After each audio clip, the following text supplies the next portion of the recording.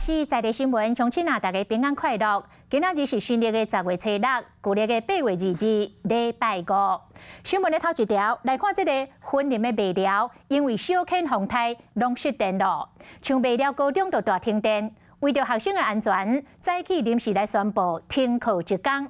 真侪家长临时临要赶到学校接囡仔，拢无好话。也有一寡小学下课的钟仔写是改用卡锣来代替。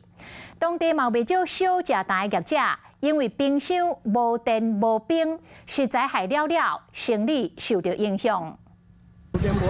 有影响你做事无？有啊，我咧做行业。这是婚姻关未了高中学校今日下昼啊，发现受到风台影响，电入未来，铁门拍未开，无法度上课。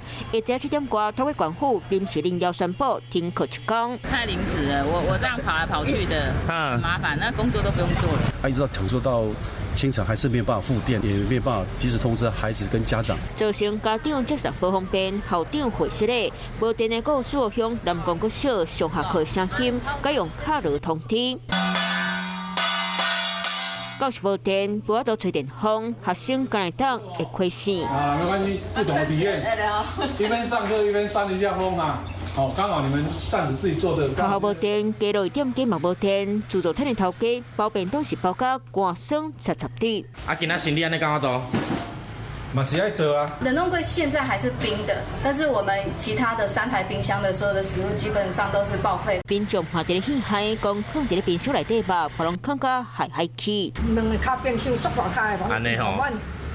拢无菜啊吼。对啊。哦，了解。政府要加补助。婚林未了大停电，台电解说因为热水溪边的强风真效，互因也洋洋飞，地书电力设备遭抓故障。很多的电力在线路修复之后要试送电，因为延程，所以都试送不成功。到今为止，也有6000瓦户失电，台电赶紧修理，希望电紧来，民众都要耐心等待。Hello， 我是林仙怡。想要抢先掌握最及时的新闻资讯吗？赶快订阅、按赞、开启小铃铛，锁定华视新闻 YouTube 频道。